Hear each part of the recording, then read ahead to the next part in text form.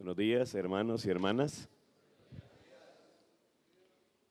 Qué bueno que Dios nos regale la vida para ver ganar a Colombia 2 veces y hoy para estudiar su palabra y bueno, y hacer la tarea que Dios nos ha encomendado. Quiero invitarlos a que abran la palabra de Dios en el libro de Isaías, capítulo 6. Hoy nos corresponde estudiar a nuestro hermano Isaías.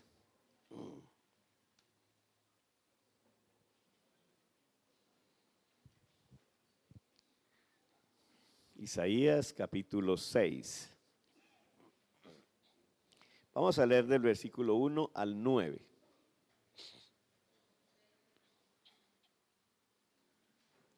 ¿Listos? En el año que murió el rey Usías, vi yo al Señor sentado sobre un trono alto y sublime, y sus faldas llenaban el templo. Por encima de él había serafines, cada uno tenía 6 alas, con 2 cubrían sus rostros, con 2 cubrían sus pies, y con 2 volaban. Y el uno al otro daba voces diciendo: Santo, Santo Jehová de los ejércitos, toda la tierra está llena de su gloria. Y los quiciales de las puertas se estremecieron con la voz del que clamaba, y la casa se llenó de humo. Entonces dije: ay de mí que soy muerto, porque siendo hombre inmundo de labios, y habitando en medio de pueblo que tiene labios inmundos, han visto mis ojos al Rey Jehová de los ejércitos. Y voló hacia mí uno de los serafines teniendo en su mano un carbón encendido tomado del altar con unas tenazas. Y tocando con él sobre mi boca dijo: he aquí que esto tocó tus labios y es quitada tu culpa y limpio tu pecado. Después oí la voz del Señor que decía: ¿a quién enviaré y quién irá por nosotros? Entonces respondí yo: heme aquí, envíame a mí. Y dijo: anda y di a este pueblo, oíd bien y no entendáis. Ved por cierto, mas no comprendáis. Padre, te damos gracias por tu amor. Te damos gracias por tu bondad y te damos gracias por tu infinita y poderosa misericordia. Gracias porque eres Rey de reyes y Señor de señores. Gracias porque nos has dado el privilegio de conocerte, de servirte, Señor, y de evidenciar a través del periodo de vida que cada uno de nosotros ha vivido que tú eres real, que tu mano invisible se hace visible, Señor. Trae la frescura de la presencia tuya sobre la vida de quienes estamos acá, Señor, y dale vida a tu palabra y con ella edifícanos en este día. En Cristo Jesús. Amén. Amén. Bueno, mis hermanos, buenos días. Yo tengo un problema con mis gafas, con mi lectura, entonces mis gafas están adaptadas para leer a cierta distancia. Entonces, cuando el bosquejo no me queda a esa distancia, yo tengo que, entonces si me ven ahí como agacharme mucho a ver mis notas, desde ya les pido disculpas que de alguna manera puede ser la situación de mis gafas. Bueno, quiero darle gracias a Dios y a cada uno de los colegas que han venido exponiendo la palabra del Señor. Cada uno nos ha dejado un reto y ese es el propósito que la Junta Nacional se propuso cuando planeó esta convención. Es que nosotros, a la luz de mirar el llamado de diversos hombres de Dios o mujeres, personas, podamos refrescar, reorientar nuestro llamado. Yo soy una de las personas convencidas, totalmente convencida, cada día me convenzo más, que esto de servirle a Dios definitivamente es una situación de llamado y que solo lo entenderán aquellos a quienes Dios llamó. El auditorio muchas veces podrá opinar muchas cosas, pero otra cosa es aquel a quien Dios lo llamó. Una cosa es estar en la barrera viendo torear, otra cosa es estar sentado aquí mirando la pantalla y decir cómo James desperdicia 3 goles, y otra cosa es estar allí en el sitio donde estaba James. Y bueno, y cosas por así, ¿cierto? Son muy, muy reales. Entonces, Dios me ha dado la vida y me ha permitido servirle por muchos años. Voy a cumplir 60 años el mes entrante. Y estoy más emocionado que nunca en servirle a Dios.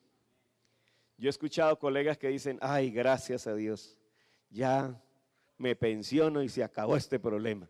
Me voy a descansar al fin, Señor. Y yo guardo silencio, pero por dentro yo digo, uy, voy a cumplir 60 años, estoy comenzando, qué emocionante servirle a Dios. Y creo que cada día mi corazón se llena de esa alegría. Servirle a Dios es lo más grande, es el privilegio más maravilloso que a cualquier ser humano le haya podido tocar. Y en Colombia hay 40 y pico de millones de personas. Y yo digo, en tantos millones que Dios nos haya elegido a nosotros. Eso es mucha moñona, ¿cierto? Sí, yo digo, increíble, Señor, en este país lleno de tanta gente y que tú nos elijas a nosotros. Eso es mucho privilegio, hermano. Entonces trato de vivir mi vida con esa perspectiva. Y hablar de este tema a mí realmente me apasiona. Espero estar a la altura de la expectativa de ustedes y de la palabra. Isaías, el tema que yo le coloqué a esta conferencia es una visión transformadora. Y es una visión transformadora porque leyendo comentarios, me sorprendió que algunos de los comentarios dijeran que Isaías era un hombre que, aunque había sido ya llamado por Dios, estaba siendo el profeta de Dios, su rendimiento era muy bajo. Eso me sorprendió. Yo predicaba mucho este pasaje, pero apenas estos días me doy cuenta de que comentaristas dicen que el rendimiento de Isaías no era el mejor. Que es posible que ante los pocos éxitos que Isaías, aunque Isaías era de la descendencia real, usted sabe, ¿no? Era de la descendencia real, era el más grande académico que tuvo el Antiguo Testamento, como Pablo es en el Nuevo, Isaías es en el Antiguo Testamento, era un tipo pepa. Sabía de política, un experto en política, pero además le servía a Dios también. Y dice entonces algún comentarista que los rendimientos que Isaías había tenido hasta ese momento no eran los esperados por Dios. Y que es posible, usando la sospecha hermenéutica, que Isaías hubiera pensado en retirarse de su llamado profético. Y el tema que yo le pongo de una visión transformadora es porque después de esta experiencia, este profeta de Dios no volvió a ser el mismo. Y es posible que tú llegaste a esta conferencia, a esta convención, y muy en el fondo tenga preguntas que no ha resuelto. Posiblemente llegó desanimado, ha analizado su trabajo, y usted ve que a otros le ha rendido, y a usted no le rinde lo mismo. Como alguien decía ayer, y vemos la televisión y vemos esas multitudes y nosotros vamos, y el rancho nuestro como escaso. Eso genera preguntas muy allá en el fondo, delante de Dios. Llegan la escasez financiera, llegan los conflictos con las personas, que no faltan y gracias a Dios porque nunca van a faltar, porque eso es lo que lo acerca a uno a Dios. Cuando las cosas comienzan a andar así súper bien y nadie dice nada, entonces uno comienza a descuidarse. Y cuando la cosa comienza a ponerse que, entonces uno dice, necesito definitivamente este negocio de Dios y solo funciona si Él se mete en si lo dejo a Él estar de frente. Entonces mirando así quiero dejarles una gráfica para cada uno de ustedes. Y a partir de esa gráfica entremos a estudiar el pasaje. Ese es el cuadro que tiene Isaías. Hay un contexto complicado porque el pueblo de Israel se ha endurecido, se ha ido pervirtiendo, viene una decadencia política, moral, religiosa. Y entonces Isaías es también ese tipo de persona que se sube al escenario y comienza a cualificar lo que ve, con su capacidad, con sus inquietudes, y comienza a mirar su panorama y a dar sus calificaciones desde su perspectiva. Está en la transición de cambiar de Uzías, que ha impactado mucho su vida, al hijo de Uzías, que él no tiene idea de qué va a pasar con ese muchacho después de semejante trayectoria de Uzías. Y en ese contexto de tanta reflexión, él tiene esta visión. Y la visión es así. De repente estará en su oficina, estará en el templo, yo no sé dónde estaba, el texto no dice dónde estaba, pero dice que estaba. Y partimos del hecho de que estaba, él existía, era real. Ahora la pantalla tiene dos informaciones poderosas. Una, está reflejando la realidad, la esencia de lo que es el Señor de Israel. ¿Cómo es Él? No lo ve angustiado, lo ve tranquilo, lo ve reposado. Isaías está muy angustiado, pero el Señor que aparece en el trono está tranquilo. No hay apresuramiento, no hay nada que lo incomode en ese momento. Pero al otro lado de la pantalla está su vida, esa vida interior que solo tú conoces, la que yo solo conozco. Isaías parpadea y quiere que la pantalla cambie y quede solo el Señor del trono. Pero la pantalla no cambia, se congela. Y del cuadro donde está el Señor del trono comienzan a ocurrir cosas. Vamos a estudiar este pasaje en esa perspectiva. Amén. En esa pantalla, a un lado está el Señor del trono y al otro lado está tu vida, la tuya, la mía. Y si fuéramos agresivos, podíamos en muchos lugares, en vez de decir Isaías, usted poner su nombre. Yo quiero desafiarlos en esa dirección, poner su nombre. Yo lo he estudiado de esa manera. Entonces, como primer punto, teniendo la pantalla congelada con el misterio de que nos deja ver las notas, el primer punto es el contexto y el tiempo de la visión. Ya yo les adelanté que era una época de decadencia para el pueblo, decadencia moral, decadencia política, decadencia espiritual. Jotán, el hijo de Uzías, había tomado el trono. Había un antecedente y es la vida de Uzías, que yo quiero centrarme en el contexto central de esta visión, la vida de Uzías, porque la vida de Uzías se había afectado a Isaías tan profundamente. Y pensando en la afección tan profunda que Uzías le hizo que la vida, el ministerio, la gestión de Uzías produjo en la vida de Isaías, yo pienso en cuánto nos ha afectado grandes ministerios aquí en Colombia, a muchos. Porque a veces uno ve que yo trato de seguir esos movimientos leyendo libros, escuchando conferencias, Por último voy si es que a veces voy. Pero hay ocasiones en que hay colegas que van a esos lugares que yo digo, no es que están malos esos lugares. Lo malo es la actitud con la que yo voy. Porque a veces voy allá pensando que si estoy en el evento, ya todo cambió. ¿Ya?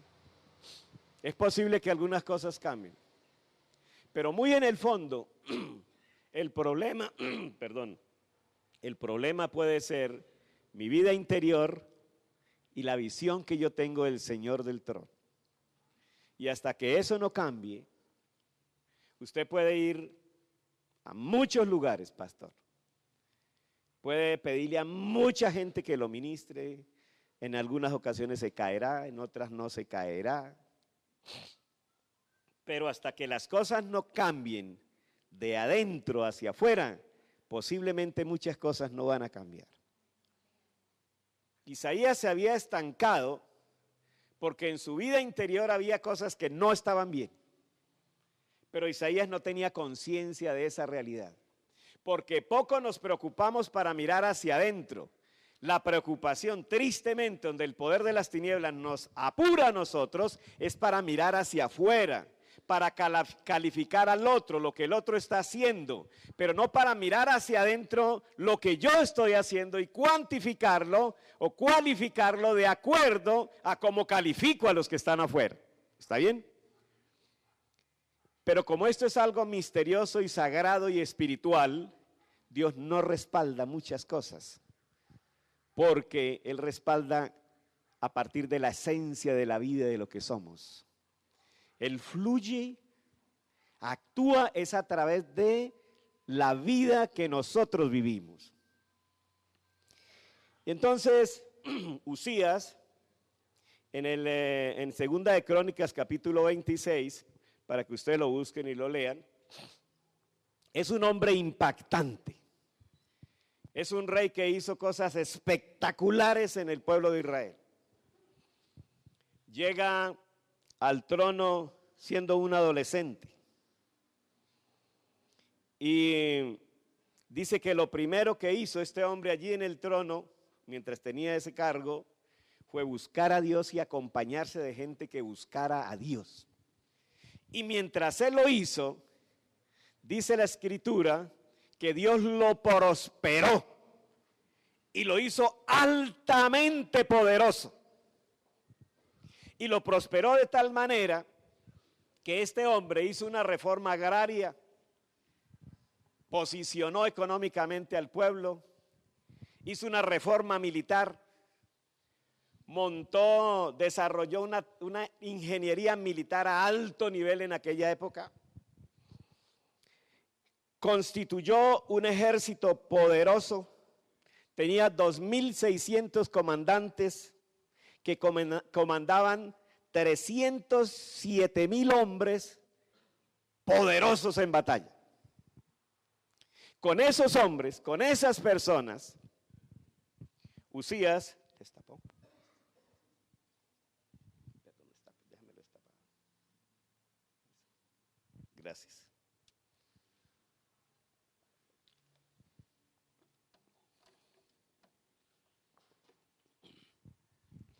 Con esos hombres, Uzías venció a todos los enemigos que tenía en torno y puso los límites del pueblo de Israel donde él quiso. La gente que colindaba con la nación de Israel temblaba cuando oía el nombre de Uzías, porque no hubo ejército, no hubo enemigo que lo pudiera detener en esa época. Y eso generó entonces en el pueblo una confianza muy sólida en este hombre, en la dirección de él. Pero es interesante que dice allá el texto que les referí, en Segunda de Crónicas, que cuando Dios lo engrandeció, cuando ya era grande, Uzías dejó de buscar a Dios. Uzías comenzó a confiar en su experiencia, en su experticia, en lo que sabía. Y dice que eso le sirvió para su ruina. Es interesante que cuando nosotros miramos a Moisés, y cuando Moisés va en el desierto guiando a este pueblo complicadísimo, mucho más complicado seguro que la iglesia que usted pastorea, pastor. En algunos momentos puede parecerse, medio parecerse, pero ustedes eran jodiditos, hermano. Y Dios había usado a este Moisés para desplegar tanto poder, ¿cierto? Dicen las escrituras cuando termina la vida de Moisés que no hubo hombre como ese. Dios no levantó otro hombre que desplegara tanto poder en la vida como ese Moisés. Pero en cualquier momento del recorrido del camino, cuando ya el tipo tenía mucha experiencia, Dios le dice: Moisés, tengo una propuesta para su trabajo. Vayan, sigan adelante, la tierra está allá adelante, yo le voy a mandar quien los acompañe, vayan allá. Llegó la hora de irse, Moisés, pero quiero decirle que yo no voy con ustedes. Pues le mando ángeles, le mando quien lo acompañe, pero yo no voy a ir. Entonces Moisés dijo: no, pues con esta experiencia, con todo el poder que yo sé manejar, con toda la experticia que tengo, no. Para Moisés fue un día de luto, fue una mala noticia, aunque ellos anhelaban entrar a esa nación, anhelaban llegar a ese lugar, vivían para entrar a ese lugar. Pero Moisés dijo: si tú no vas conmigo, que se cierre el proyecto, Señor. Por favor, suplicante, no, Señor, no me saques de aquí. Soy de las personas supremamente convencidas que el gran fracaso ministerial está en que uno se sube y se sienta en la silla que no le corresponde. Nunca, nunca, ninguno de los que estamos acá tendremos los recursos y tendremos la experiencia y tendremos la berraquera para hacer la tarea sin Dios, sin que Él vaya delante de nosotros. Pero el olvidarnos de esas cosas nos mete en crisis. Porque a veces cuando viene la crisis uno comienza a ver cómo cojo la experiencia, voy a usar todo lo que sé. Y generalmente, muy generalmente, lo último que hacemos es orar. Y dice la escritura que este hombre se enalteció para su ruina, porque fue y quiso usurpar el sitio que le tocaba a los sacerdotes.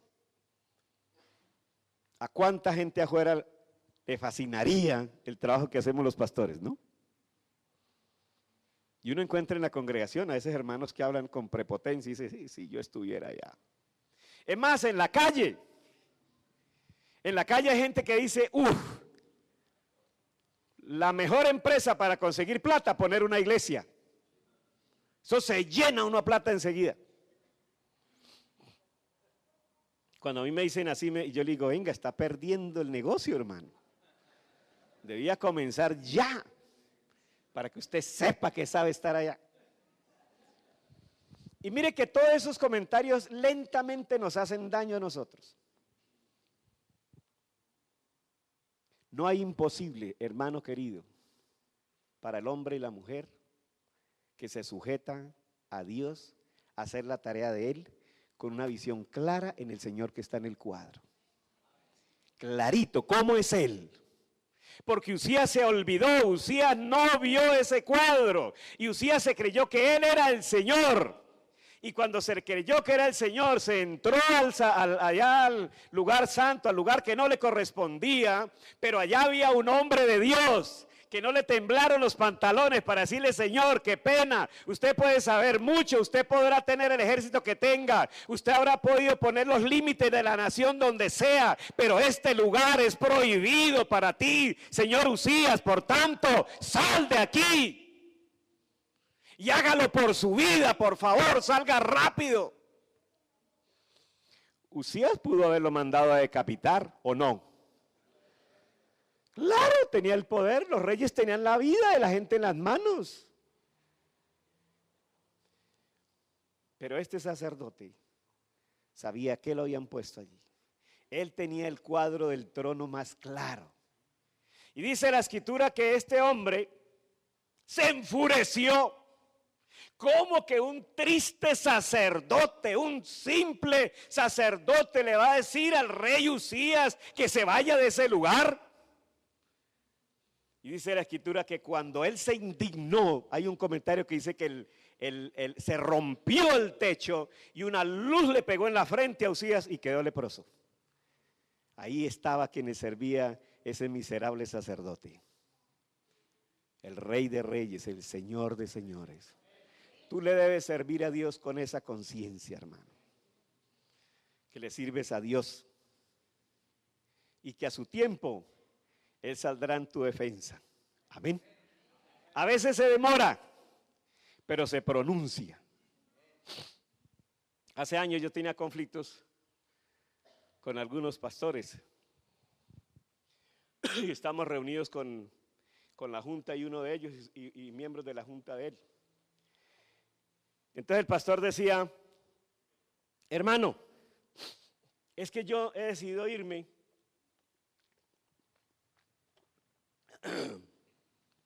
porque yo tengo miedo de lo que Humberto me pueda hacer mañana. ¿Y yo por qué, hermano? Si usted ha dado toda la papaya que quiera y ahí está sentado. En cuanto ha cometido errores, ha hecho cosas y nosotros aquí estamos para servir. Pero una cosa sí le digo, pastor, ¿y sabe por qué nunca haría nada? Porque yo sí le he orado a Dios para que Él le dé a probar cosas a usted, hermano. Eso sí tiene que saberlo. Y el día que yo actuara en contra tuya, le anularía mis oraciones, mi hermano.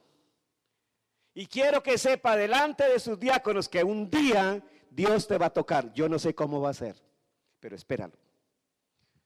Bueno, porque la palabra de Dios dice que también se puede orar así, ¿sí o no? Y así quedó el asunto. Pastor, Dios es nuestra defensa. Si no hay finanzas, que es muy normal entre nosotros, Dios sabrá proveer. Pero tú debes descansar en Él. Nosotros estamos levantando un proyecto costoso. Y cualquier día me entregaron los planos estructurales.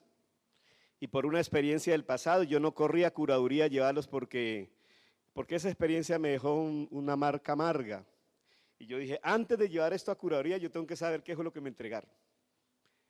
Porque una vez me quedé mirando el edificio bonito y no miré por dentro los huesos que le habían puesto.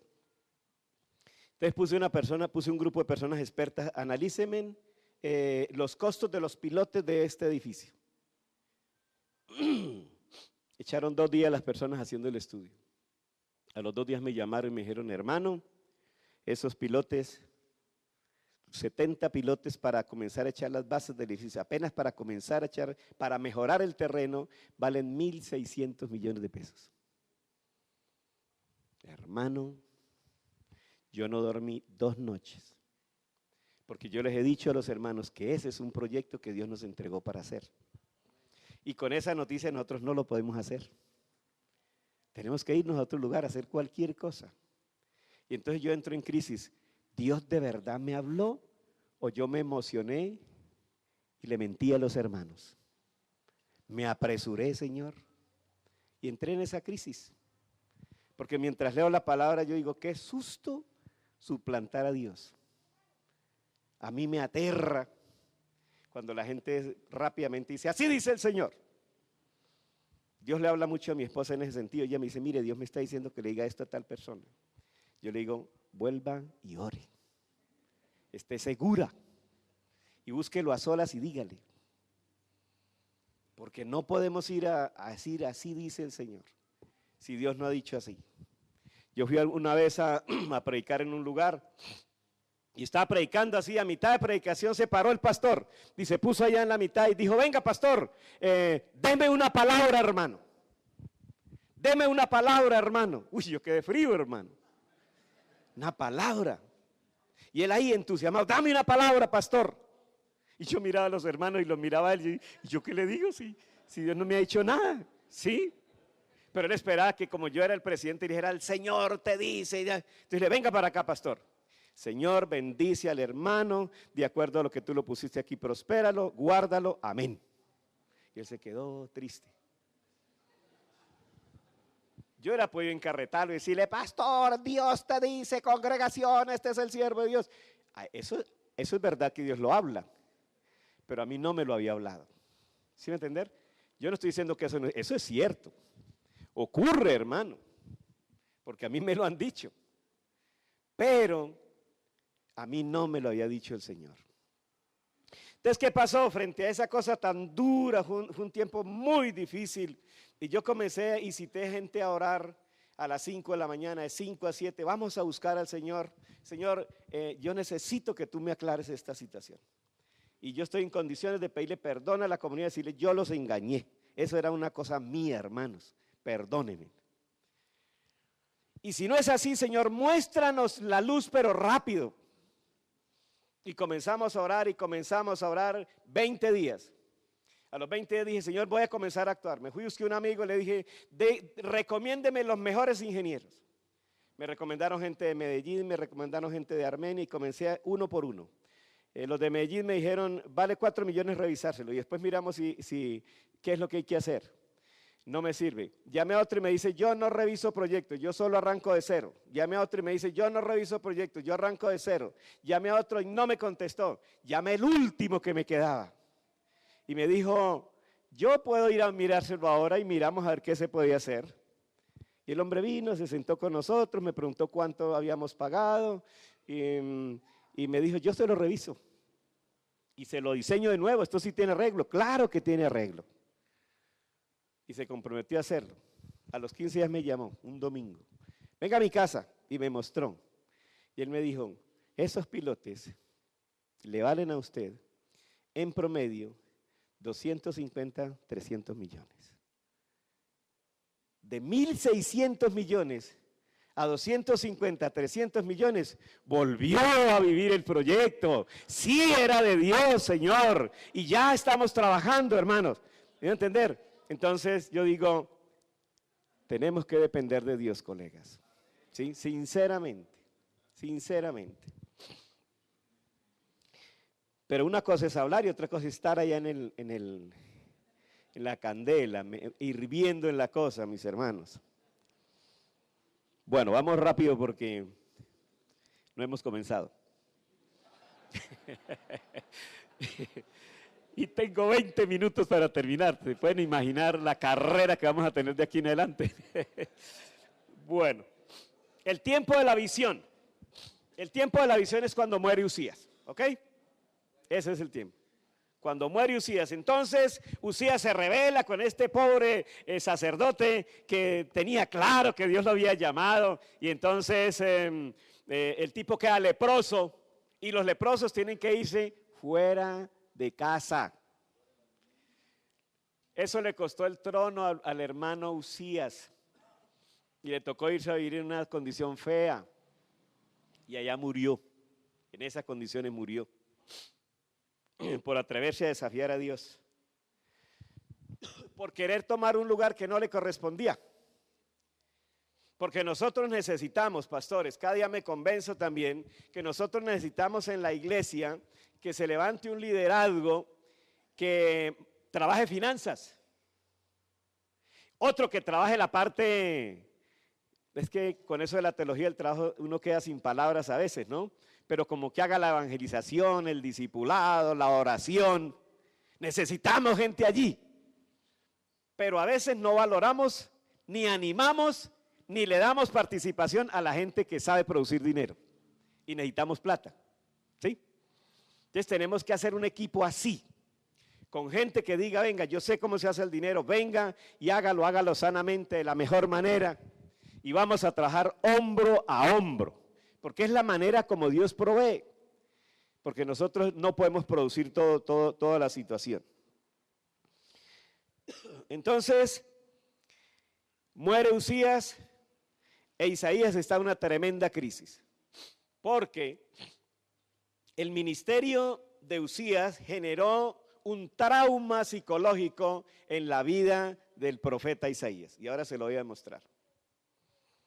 Y entonces ese trauma toma vida, se manifiesta, incomoda la vida del profeta porque el hombre en quien él tenía los ojos puestos ya no está. El segundo punto es el contenido de la visión. La pregunta es, ¿qué ve realmente Isaías? ¿Cuál es el propósito de esa gran visión? Dios no hace cosas sin propósito, mi hermano. Dios tiene claro el propósito de las cosas porque Él actúa, cuando actúa. Entonces la primera cosa que el profeta ve es el Señor y su vestidura.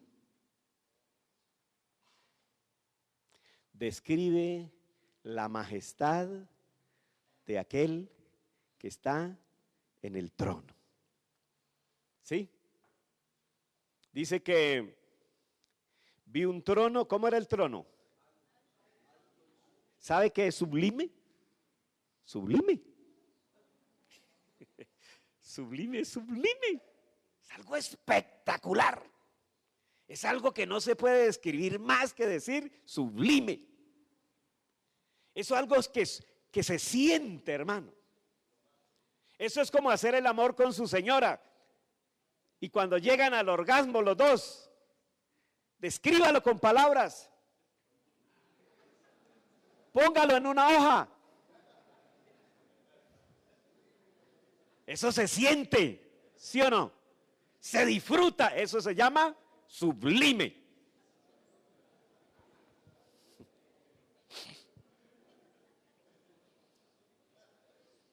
E Isaías ve semejante cuadro y su escaso lenguaje. Ahora este gran hombre comenzó a quedarse en el camino. Este gran académico se ha quedado, no le alcanzó su lenguaje y toda su sapiencia para describirlo. Se terminó diciendo, el trono es alto, sublime. En otras palabras, ¿quiere definición? Vívalo. ¿Quiere más? Vívalo. Obsérvalo. Experiméntalo. Es todo lo que le puedo recomendar. Ahí nos dejó Isaías. Sus vestiduras. ¿Qué hacían las vestiduras? Llenaban el templo. ¿Dónde estuvo el problema de Usías? En querer gobernar en el templo. ¿Sí entender? En querer gobernar en el templo.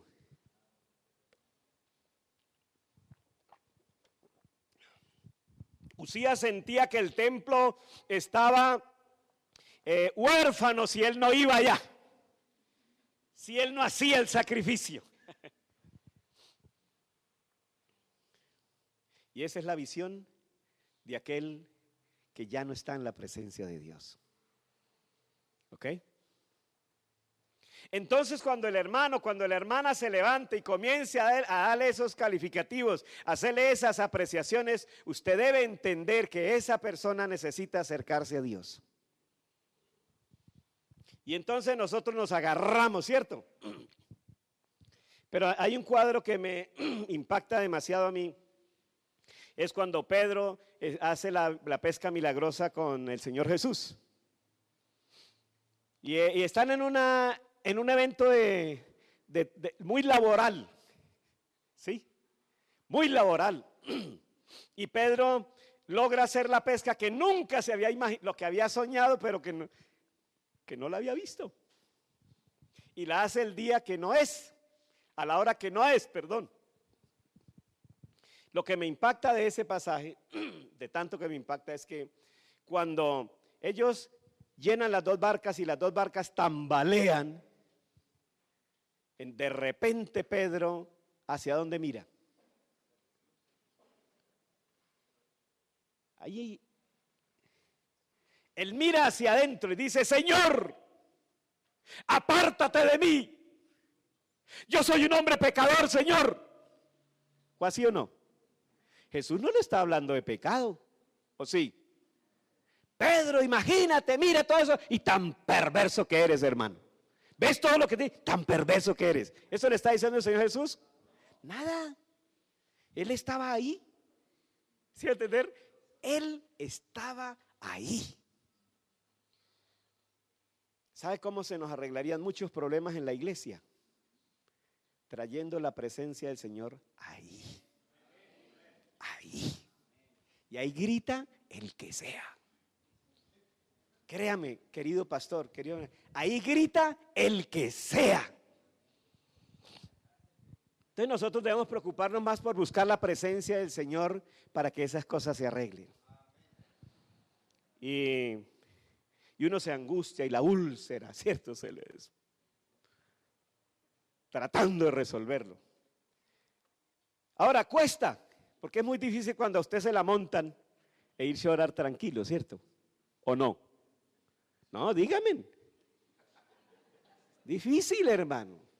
A ver que usted, Señor, gracias por este hermano que has levantado, esta hermana. Mire lo que dice, tan linda, Señor, lo que dice. Eso se siente en cosas, hermano.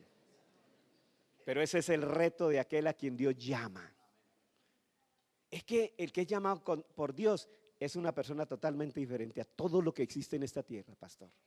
Y si nosotros lo entendemos así, muchas cosas van a cambiar. La úlcera no crecerá tan rápido, porque encontramos en quién descansar. Mire, pastores queridos, yo sé, usted hace un trabajo y no cuenta con gente en la que usted pueda descansar. Muy pocos cuentan. ¿Sí? Yo hago este trabajo y a mí me escriben solo para decir, mire esto, mire esto, mire esto, mire, necesito esto, ayúdeme, ayúdeme. Realmente es escasa la gente que me llama para decirle, oiga, pastor, ¿puedo orar por usted? ¿A usted le pasa algo? No, yo no recibo eso. A mí me llaman en los cumpleaños 2 o 3 personas. Y digo, uy, este va a orar por mí. Hola, hermano, feliz cumpleaños. El Señor lo bendiga. Venga, yo esperaba una oración. ¿Cómo hubiera quedado bien una oración? ¿Sí?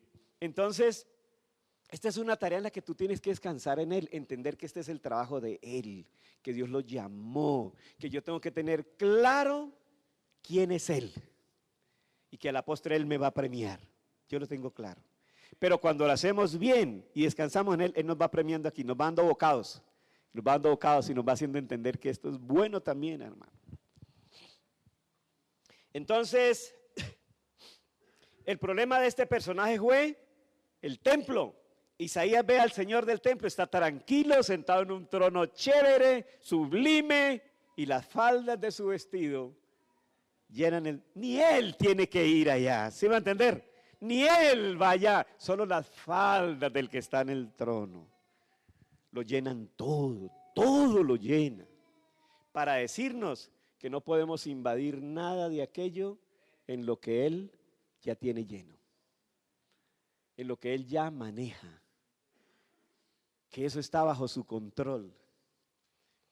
Y esta visión lo que le va a decir a Isaías es que todo siempre ha estado bajo el control de ese Señor del trono, a pesar de todos sus afanes. ¿Qué más ve Isaías?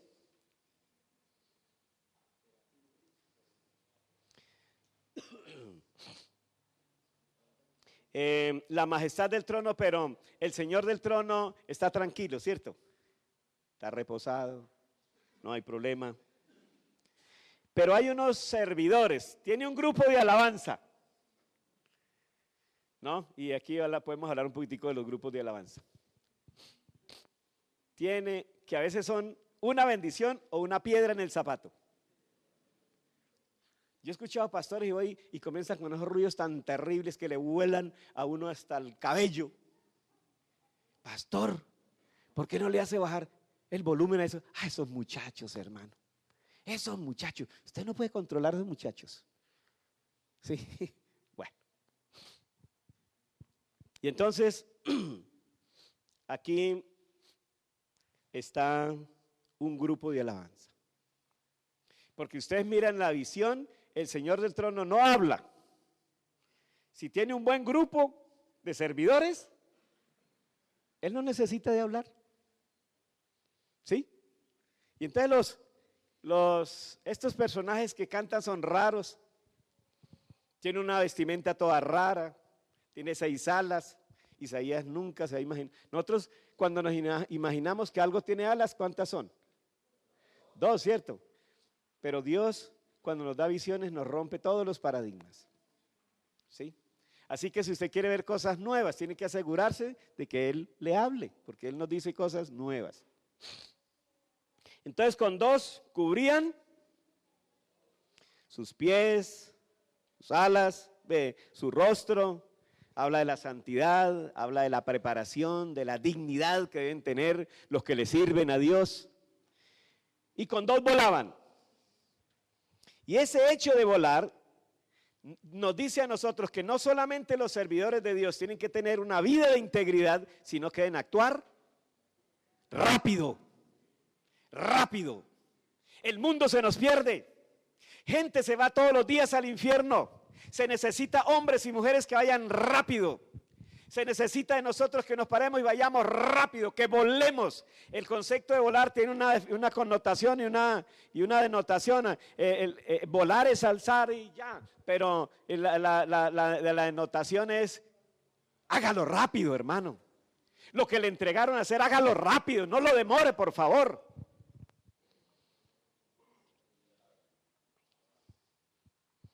El cántico, estos servidores tienen un cántico terapéutico que le van a hacer un tratamiento a Isaías. Es un cántico terapéutico en 3 direcciones.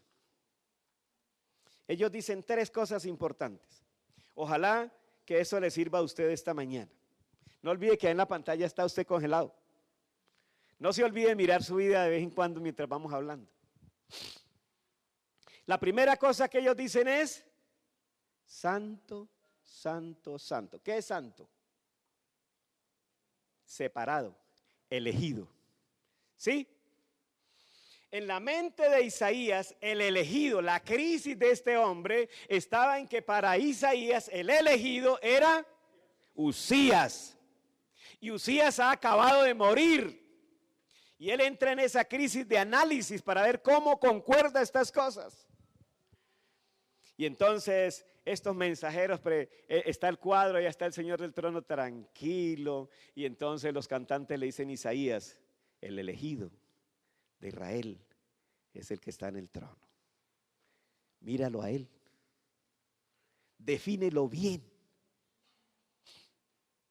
Con estas gafas yo miro ya a Alexander y apenas percibo que tiene un espacio donde puede tener ojos. Pero no sé si los tiene abiertos. Nada, si me dijeran que describa el rostro de Alexander, yo diría una cantidad de brutalidades de Alexander desde acá. ¿Sí? Pero si me pongo las gafas, yo puedo decir cosas más reales de lo que es este joven. ¿Sabe cuál es una de las estrategias que Satanás utiliza? Mucho.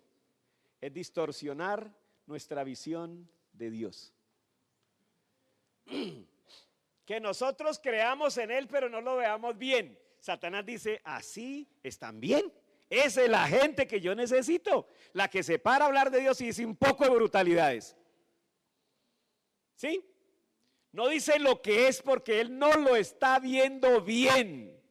La tarea del ministro, la tarea del hombre, de la mujer que ha sido llamada por Dios o llamado por Dios es tener una visión clara del Dios que lo llamó.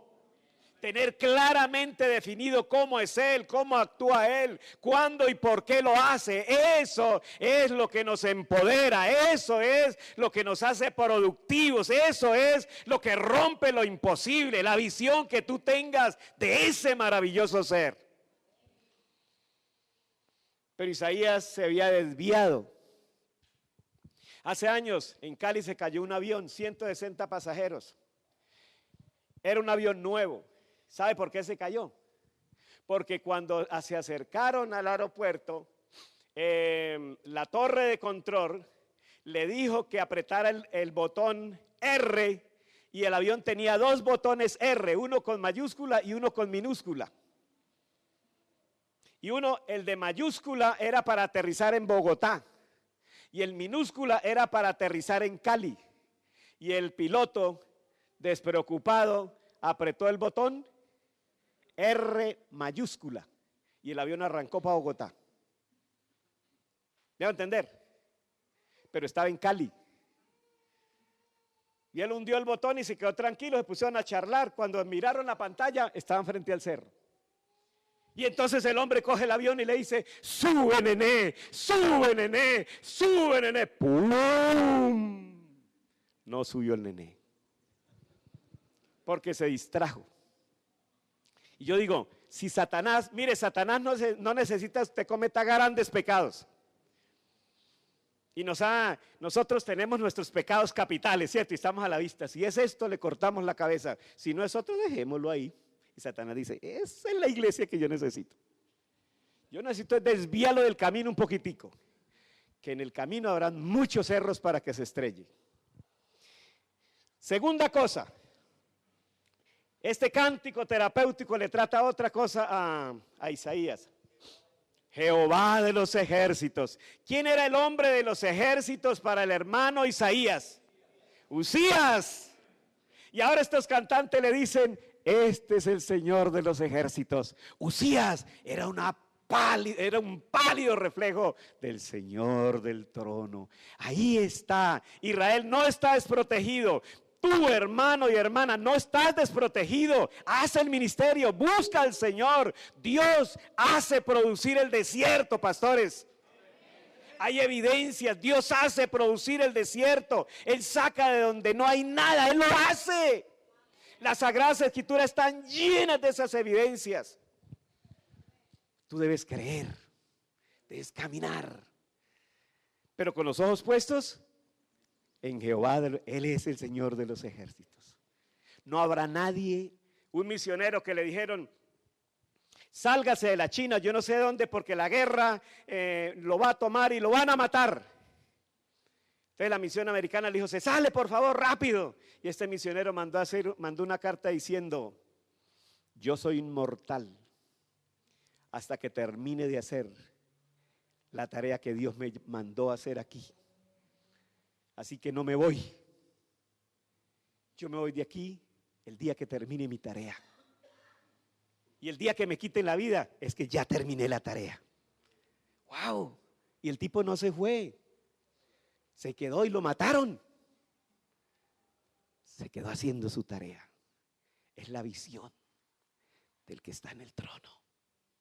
¿A dónde nos lleva una visión clara de que Él es el Señor de los ejércitos? Y que tú puedes de otra manera huir donde sea y lo van a alcanzar.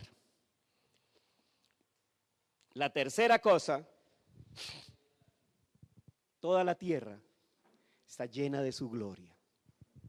Toda. Oh, la gente temblaba cuando oía el nombre de Usías, pero ya el pueblo no temblaba cuando oía el nombre de Jehová, porque se habían corrompido, porque se habían endurecido. Y entonces estos mensajeros, y lo espectacular es que el Señor del trono no dice nada, pero Él está ahí. Él está ahí. Isaías, Él es que toda la tierra está llena de su gloria. Tercero, el impacto de la visión. Ese cántico fue tan demoledor. Fue demoliendo a Isaías lentamente, lentamente.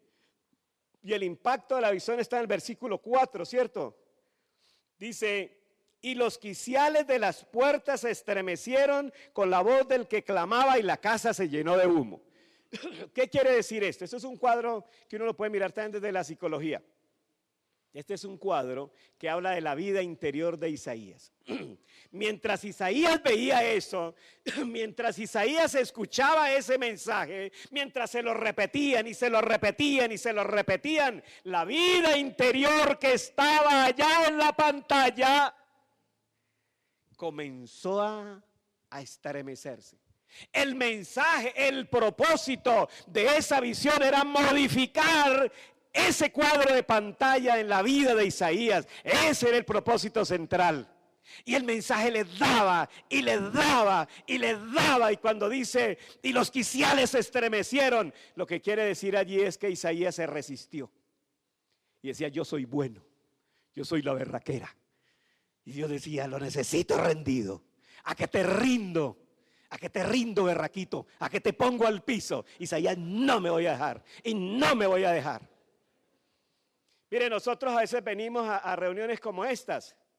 Y después de que termina el predicador uno está conmovido, al rato afuera dice, me tocó las emociones y ya uno no cambia. ¿Me entiendes? Lo que quiere decir es que uno a veces escucha la palabra y dice, definitivamente, entiendo que tengo que cambiar, ¿sí? Pero apenas se mueven los quiciales, no, nada más. Pero en este caso dice la escritura, y la casa se llenó de humo.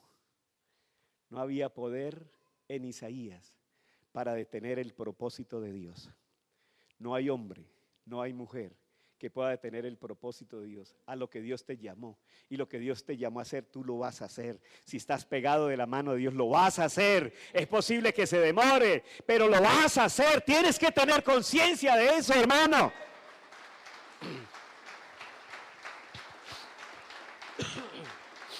No depende de la plata. La plata viene como consecuencia de esa cercanía, porque es el dueño del oro, de la plata. Mi texto preferido es, mi Dios pues suplirá todo lo que le haga falta. Y yo digo, Dios tiene un depósito que nadie puede agotar. Y tú vas y sacas una nevera hoy, mañana puedes sacar un nevecón, y en la medida que va sacando, usted se anima a coger algo más grande, ¿sí o no? Y algo más grande, y algo más grande, y algo más grande, y algo más grande. Y esa es la diferencia, que tú se sientas a hablar con los pastores y algunos hablan de cosas pequeñitas y otros hablan de cosas grandes. Porque el que habla de cosas pequeñitas no ha ido a sacar cosas grandes todavía. Él no sabe que hay cosas grandes. Pero el que ya entró y encontró que hay cosas grandes, él habla de cosas grandes. Amén. Todos tenemos la entrada a ese depósito. Tú decides qué comienzas a sacar. Pero en la medida que vas sacando, te vas animando. Isaías fue vencido. Y cuando cayó al piso el tipo, cuando Dios se le metió a su rancho totalmente y lo invadió, Isaías dice, gloria a Dios. Qué frescura la presencia de Dios. ¿Cómo necesitaba yo este momento? ¿Sí? ¿Qué dice Isaías? ¡Ah! Un grito de muerte. Soy muerto. Dios me obligó a mirar hacia adentro. Yo no quería, Señor. Yo era experto hacia afuera. Yo solo sé mirar hacia afuera. Yo no he mirado hacia adentro, Señor. ¿Sabe qué dijo Isaías después de tener tanta experticia y ahora está en el piso? Para lo único que yo sirvo en este momento es para llenar un ataúd. Un ataúd, por favor. Un ataúd, por favor. Ya no hay interés en qué va a pasar con la nación. Todos esos intereses se han desaparecido. Ahora él busca angustiosamente un ataúd. Un ataúd. Para eso sirvo, para llenar un ataúd. Y yo que creí que servía para muchas cosas. Pero a Dios le gusta los hombres y las mujeres que piensan así. Que llegan a ese momento bajo la guianza de Él. Soy muerto. Por tres cosas. El grito de muerte tiene tres cosas. Soy hombre inmundo. Antes él no lo reconocía. ¿Será que somos inmundos nosotros? Hasta de pronto podía ser. Vivo en medio de gente que tiene labios inmundos. Somos una parranda de corrompidos. Es lo que está diciendo Isaías. Este pueblo, incluyéndome a mí, están perdidos, se desviaron. Pero antes no lo confesaba de esa manera. Pastores, reconocer y pedir perdón es una de las cosas que más nos empodera y deja el poder de las tinieblas sin autoridad. Mientras tú no reconozcas tu pecado, no mires hacia adentro y lo reconozcas delante de Dios y algunos delante de personas. Porque yo pienso que hay pecados que usted los reconoce afuera, es más el daño que hace reconociéndolo allá, pero reconózcaselo a Dios y arrepiéntase y a Dios le basta. Y eso nos empodera. deja el poder de las tinieblas sin el derecho legal de perseguirnos. Le cierra la puerta al poder de las tinieblas y ya no nos puede perseguir. Han visto mis ojos al Rey de Jehová de los ejércitos. Ya lo vi, ya sé cómo es más terrible de lo que yo me imaginaba. Este negocio va más allá de lo que yo pensaba. Ahora la respuesta divina. Versículos 6 y 7.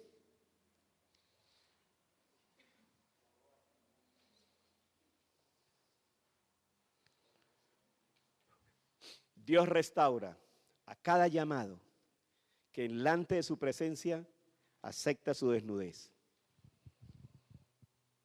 ¿Sí?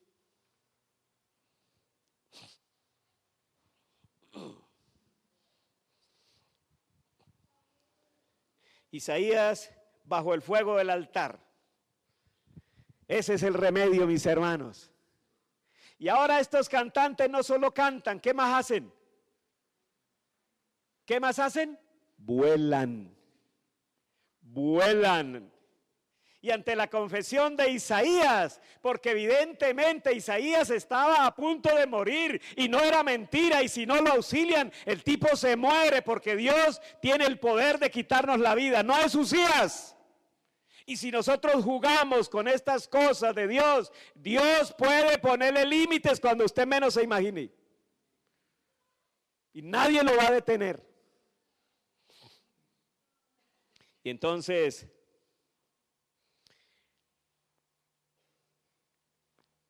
la solución está en el fuego del altar.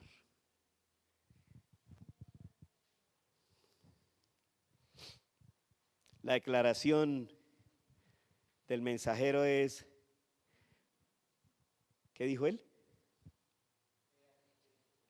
He aquí que esto tocó tus labios, es quitada tu culpa y limpio tu pecado. Se le concede vivir. Esto a cambio de un ataúd. Dios tiene propósitos. Fuiste valiente, confesaste tu necesidad y aquí está el recurso. Queridos pastores, necesitamos que el fuego de la presencia de Dios encienda nuestra vida nuevamente, mis queridos colegas. Ese fuego que encendió a Isaías. Y si tú miras, yo quiero darles el bosquejo. El quinto punto es la manifestación del Señor del trono y la respuesta del procesado. Para que tengan el bosquejo completo. Pero mire que cuando el carbón toca sus labios, la vida de este hombre cambia radicalmente, pero los mensajeros no cambian de discurso hasta tanto Isaías ha puesto una garantía en el altar del Dios de los cielos. Hasta que Isaías dice, yo soy culpable, sí, mirándome hacia adentro es verdad eso que dice la pantalla, sí, eso es cierto. Tristemente para Isaías y maravillosamente a la vez, no se lo hizo público, sino que se lo puso solo a él. ¿Qué tal que la vida suya y la mía apareciera en una pantalla de esas ahora? Pero Dios nos está llamando.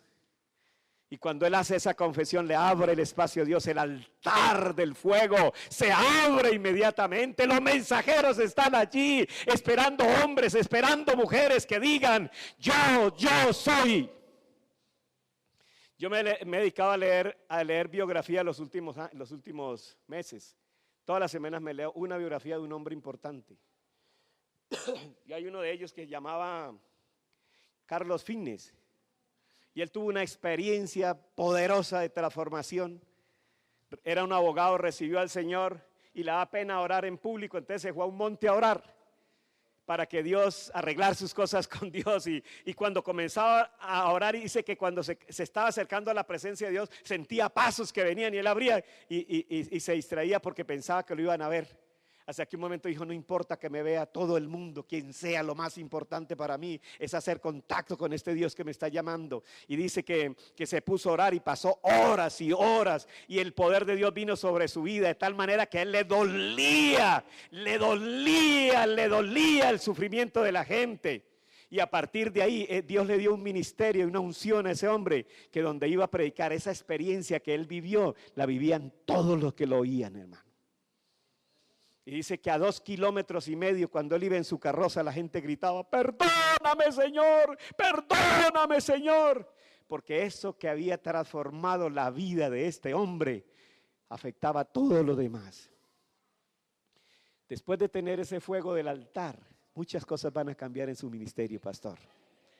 Cuando tú vayas al altar, le pidas perdón a Dios, revise su vida, entienda que Él es el Señor de este negocio, no es usted, ni es el hermano que le pone problemas. ¿Sí? Es el Señor, el dueño de este negocio. Dios va a traer un despertar poderoso. Esta Junta Nacional y las que han estado, hemos luchado por arreglar cosas, pero hasta que el corazón de nosotros no cambie, muchas estrategias se van a perder. Ahora sí habla el Señor del trono. Regálenme 5 minuticos, por favor.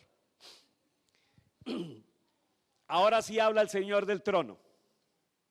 Ha estado en silencio todo este rato. Y el Señor del trono hace un desafío. ¿Qué dice? ¿A quién enviaré y quién irá por nosotros? Y se levanta un muerto. Amén. Se levanta un muerto y dice: yo, aquí cuente conmigo, Señor, a donde tú digas, Señor. Y ya yo sé, después de lo que vi allá, al lado tuyo, voy donde sea. No me importa el contexto, me importa la relación, el propósito que tú tengas. Cuente conmigo, heme aquí, Señor. Porque el Señor dice: ¿quién me representará a mí? ¿Quién que me haya visto como yo soy, aquí quisiera representarme? Isaías no se echa para atrás. Y acuérdese que al principio dijimos que posiblemente el tipo quería renunciar. Tal vez tú hayas querido renunciar. Pero no es tiempo de renunciar. Es tiempo de ir a ese santuario. Es tiempo de ponerse bajo el fuego de la presencia de Él. De dejar que Él lo ministre. Y le cuente lo que le está pasando. Cuéntele al Señor. Tal vez no evangelizas, te pagan tiempo completo y pasa 1 semana, 2 semanas, 1 mes y no le hablas a nadie del Señor y quiere que la iglesia crezca.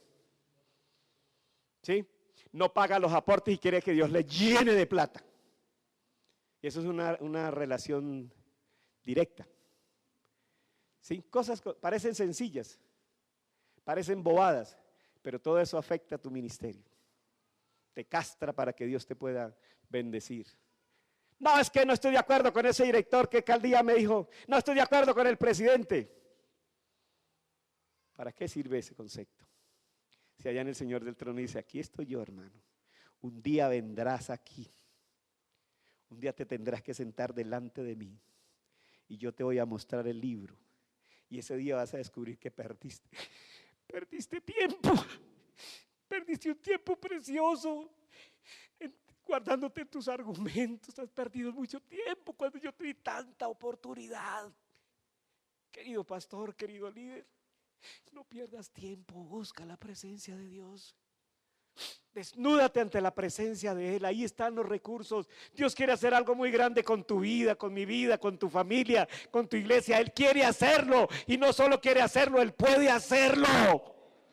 Pero necesita tu ayuda, necesita que te levantes, necesita que tengas el valor de decir: Señor, voy a hacerlo como tú lo dices. Porque tú no te equivocas. Vamos a orar.